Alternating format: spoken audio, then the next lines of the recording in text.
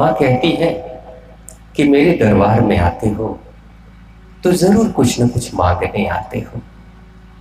कभी एक समय ऐसा भी आओ जब तुम्हारे पास कोई मांग ना हो। अगर मांगना ही है तो कभी मुझे भी तो मांगो। अक्सर मां यही कहती है कि मेरे पास बच्चे जब आते हैं तो मुझे बहुत खुशी होती है। बच्चों को देखकर जब कोई बच्चा मेरे करीब आता है तो मां कहती है कि मेरा हृदय द्रवित हो जाता है, ममता से भर जाता है और दिल में बड़ी अगाध खुशी होती है कि दुनिया के इस खुशी, आनंद, मनोरंजन से बच्चों को कभी तो फुर्सत मिलती है जो हमारे पास आ रहे हैं। तो बच्चों को आते हुए देखकर मां के चेहरे पे बहुत खुशी आती है, मां के हृदय में करुणा जगती है। लेकिन जब बच्चा करीब आता है तो मां कहती है मैं दुखी हो जाती हूं, क्योंकि बच्चा बहुत करीब आकर कहता है कि मां मुझे ये चाहिए, मां मुझे वो चाहिए। तो मुझे ऐसा लगता है कि मैं तो बच्चे को कहती हूं बस तुम चले आओ, लेकिन मेरे पास आकर कभी बच्चे ने मुझे नहीं मांगा। मेरे पास आकर भी कोई सामान ही मांगता है, मुझे कभी नहीं मांगता है कि कभी मां आप ही मिल जाओ। मैं तो सबकी मालिक हूं, सब कुछ कि स्वामी मैं ही हूं, लेकिन मुझे छोड़कर सब बच्चे मांग लेते हैं, लेकिन कभी मुझे नहीं मांगते। अगर वो कहते हैं ना, दुनिया तो कभी किसी की नहीं हुई है, दुनिया का धन दौलत भी कभी किसी का नहीं हुआ है, लेकिन जिसने दुनिया को बनाया अगर वही मिल जाए तो ये दुनिया हमेशा मिलते रहेगी, हमेशा ही मिलते रहेगी। हमने क्या किया, छाये को पकड़ लिया, वृक्ष को छोड़ दिया। छाया तो समय के साथ ही आएगा और चला जाएगा, जो वृक्ष को थाम कर रखता है उसको तो छाया मिलते ही रहता है। मां कहती है कभी तो आओ हमारे पास कामना शून्य होकर। जब मां की कृपा हुई थी वर्षों पहले, जब पहली बार जब मां का संदेश आया था, मां के दर्शन हुए थे, तो मां ने एक ही बात कहा, कामना मुक्त हो जाओ। जब मां का यह संदेश आया तो मुझे इस बात को समझने में भी कई दिन गुजर गए कि कामना मुक्त का मतलब क्या। अगर कामना मुक्त हो जाऊंगा तो जिंदगी भी कैसे चलेगी, क्योंकि भोजन के लिए भी तो कामना करना ही पड़ता है, वस्त्र के लिए भी तो कामना करना ही पड़ता है, चिलचिलाती धूप में बचने के लिए अगर किसी पेड़ की छाह चाहिए तो वो भी तो कामना करना ही पड़ता है। तो मां ने समझाया कि जो जिंदगी की जरूरतें हैं वो कामना में नहीं आती, वो तो तुम्हारी जरूरत है। जैसे एक बच्चे को भोजन चाहिए, वो उसकी जरूरत है। अगर रोटी और सब्जी से पेट भर सकता है तो ये तो सिर्फ जरूरत है, लेकिन बच्चा अगर ये कहे कि नहीं मां रोटी सब्जी और खीर भी चाहिए, तब कामना हो गई, तब ये उसकी कामना हो गई। जैसे हर किसी इंसान को, चाहे वो एक सांसारिक इंसान हो, चाहे कोई तपस्वी हो, कोई संत महात्मा हो, उसको भी तो सांस लेने के लिए ऑक्सीजन चाहिए, सांसें तो चाहिए ना। ये जरूरतें हैं। मां क्या कहती है, जो जरूरतें हैं वो सबके लिए तो मैं हमेशा उपलब्ध कराती हूं, लेकिन जरूरतों से भी परे जब कोई इंसान कुछ इच्छा करने लगता है तो वो कामना बन जाती है, और कामना ही एक भगवान और भक्त के बीच की दीवार बनकर खड़ी हो जाती है। मां क्या कहती है कि मैं तुमसे मिलूंगी, मैं तुम्हें मिलना चाहती हूं, जितना तुम्हारे हृदय में मुझे प्राप्त करने की लालसा है उससे ज्यादा मैं तुम्हें प्राप्त करना चाहती हूं, लेकिन तुम्हारे और मेरे बीच में एक कामना की दीवार चली आती है। मां क्या कहती है, कभी छोड़ो इन कामनाओं को, कभी सिर्फ मेरे पास चले आओ, जो मैं तुम्हें दूंगी वो कभी तुम सोच भी नहीं सकते हो, कभी तुम्हारे मन में वो चिंतन भी नहीं जा सकता मैं तुम्हें क्या दे दूंगी। लेकिन अफसोस की बात है, मैं देना कुछ और चाहती, लेकिन तुम अपनी कामनाओं की बाधा हमेशा खड़ी करते रहते हो। नतीजा ये होता है कि मैं देना कुछ और चाहती, तुम मांगते कुछ और हो। उस कारण से मैं वो नहीं दे पाती जो जिंदगी में तुम्हारे लिए ज्यादा बेहतर है। एक बार की बात है, एक ऋषि के पास एक रेशम का व्यापारी गया था। ऋषि के पास जब रेशम का व्यापारी गया तो ऋषि कहते हैं कि आपको क्या चाहिए?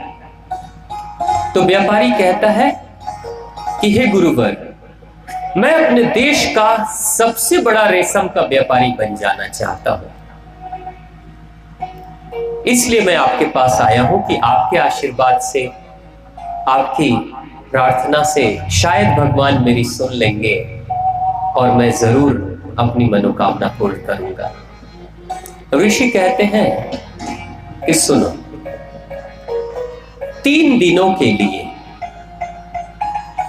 आश्रम से दूर जो पहाड़ी है, उस पहाड़ी क्षेत्र में एक नदी बहती है। उस नदी के किनारे तुम 3 दिन तक रहना। 3 दिन तक रहना है। जो भी कंदमूल मिले, जो भी साग सब्जियां मिले, वही तुम्हें खाना है और 3 दिन वहीं वास करना है। 3 दिन वहीं निवास करना है नदी के किनारे। 3 दिन के बाद आओगे तो वो सब कुछ मिलेगा जो तुम्हें चाहिए। तो उस समय वो व्यापारी बड़ा खुश हो गया जब ऋषि ने ऐसा कहा कि 3 दिन की ही तो बात है, वर्षों से संघर्ष कर रहा हूं, 3 दिन में अगर वो मिल जाने वाला है तो फिर 3 दिन क्या, कोई बड़ी बात नहीं। वो चला जाता है और जाता है नदी के किनारे रहने लगता है। 3 दिनों तक रहता है, भगवान को याद करता है। 3 दिन गुजर जाते हैं। 3 दिन के बाद वो चला आता है वापस ऋषि के पास। ऋषि ने कहा कि कुछ मिला क्या, कुछ प्राप्त हुआ क्या? वो कहता है नहीं गुरुवर, खाली हाथ था, खाली हाथ चलाया हो। आपने तो कहा था 3 दिन में वो कुछ मिलेगा तुम्हें, मुझे तो कुछ भी नहीं मिला। ऋषि कहते हैं सच में तुम्हें कुछ नहीं मिला। मैंने तो तुम्हें एक ऐसी जगह पे भेजा था जहां अथाह भंडार है, सब कुछ मिलता है। वहां पे तुम्हारे जीवन भर की सारी कामनाएं पूर्ण हो जाती, फिर भी तुम्हें कुछ मिला नहीं। नहीं गुरुवर, मुझे कुछ नहीं मिला। तो ऋषि कहते हैं सुबह में जब सोकर उठते थे तुम, सूरज की जो पहली किरण पड़ती थी नदी के जल पे, तो कुछ चमकता हुआ तुम्हें दिखाई नहीं देता था। वो कहता था कुछ चमकता तो था, लेकिन मुझे लगा कि पानी चमक रहा है सूरज की किरणों से।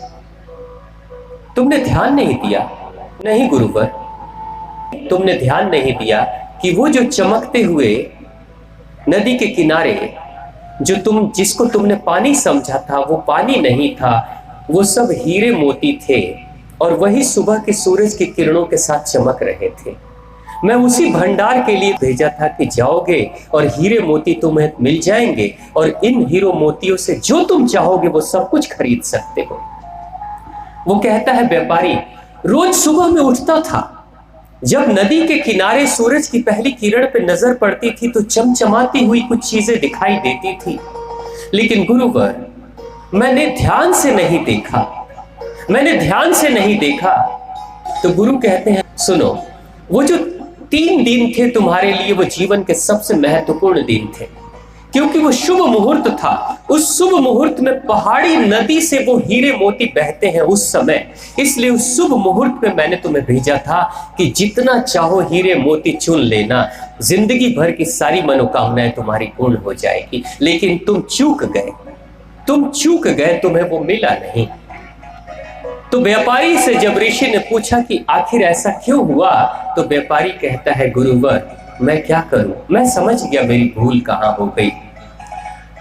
मेरे दिमाग में तो बस एक ही बात थी कि मैं देश का सबसे बड़ा रेशम का व्यापारी बनना चाहता हूं, यही सोच कर आया था आपके पास, यही चिंतन चल रहा था। 3 दिन रहा तो यही सोचा कि मैं देश का सबसे बड़ा रेशम का व्यापारी बन जाऊंगा। तो मैं 3 दिन यही सोचते रहा कि कहीं रेशम का कोई भंडार मिल जाएगा, मुझे कहीं रेशम का भंडार मिल जाएगा। मुझे रेशम के सिवा कुछ दिख ही नहीं रहा था कहीं, इसलिए हीरे मोतियों को भी मैं देख नहीं पाया।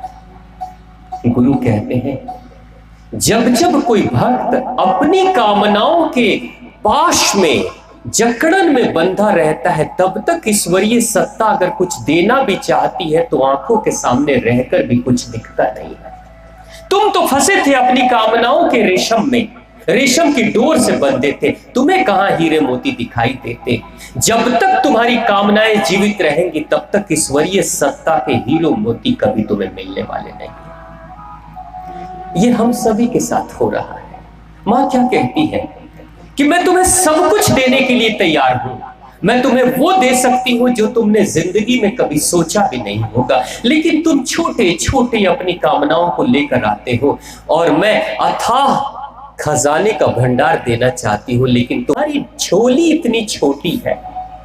वो कहते हैं ना, जब भिखारी अपना कटोरे को लेकर आता है तो दानदाता भी कटोरे की आकृति और साइज को देखकर ही दान देता है। इसकी झोली इतनी छोटी है तो दान कितना देते। बेहतर तो यही होगा कोई झोली मत लेकर जाओ अगर भगवान के दरबार में जाना है तो। भगवान के पास अगर जाना है तो खुद स्वयं को ही लेकर चले जाओ। मांग रखो मत अपने मस्तिष्क में, अपने मन में कोई कामना नहीं, बस मां मैं आपके पास आया हूं, मां आपको जो अच्छा लगे मां अपने बच्चे को देना, या अगर कुछ ना दे सके तो बस प्रेम ही दे देना। तो उस दिन से मां की कृपा बरसनी शुरू हो जाती। बाधाएं हम खड़ी करते हैं, भगवान में कोई बाधा नहीं है। जो राजा सूरत को राजपाट दे सकती है, जो समाधि वैश्य को मुक्ति दे सकती है, मोक्ष दे सकती है, परम ज्ञान दे सकती है, वो क्या हमारे जीवन की छोटी छोटी कामनाओं को पूर्ण नहीं कर सकती? कर सकती है। लेकिन हमेशा हम अगर जब भी जाते हैं तो झांक कर देखेंगे अपने दिल में, तो जरूर कोई कामना लेकर जाते हैं। बेटी की शादी करा दो, तो बेटे के इम्तिहान में पास करा दो, तो कहीं बढ़िया सा बैंक में कुछ बैंक बैलेंस चला है, कहीं जमीन में खरीद लूं, कहीं गाड़ी में खरीद लूं। हमेशा कुछ ना कुछ कामना लेकर जाते हैं। नतीजा ये होता है कि भगवान की झोली में जो बरसने वाला है, जो मिलने वाला है, भगवान अपने पास ही समेट के रख लेते हैं। उसी व्यापारी की तरह हीरे मोती का खजाना देख रहे हैं कि तुम्हारे 7 पुस्त भी रेशम का व्यापार करते करते थकेंगे नहीं, नदी में बहते हुए हीरों का खजाना मिल जाएगा। लेकिन ध्यान कहाँ है? वही छोटी छोटी रेशम के गुच्छे और झुंड के ऊपर ध्यान है। तो कहाँ वो भगवान का खजाना था, अनंत जो है वो कहाँ मिलेगा? इसलिए माँ भगवती माँ क्या कहती है कि मैं तुम्हारे कुल खानदान को भी तार दूंगी। तुम कहाँ छोटी छोटी चीजों में उलझे हो? जब आते हो तो खुल के आओ, दिल को खोल कर आओ, झोली लेकर मत आओ। मेरी झोली बहुत बड़ी है, इतनी बड़ी है कि उसको तुम संभाल भी नहीं पाओगे। बोलिए माँ भगवती की जय।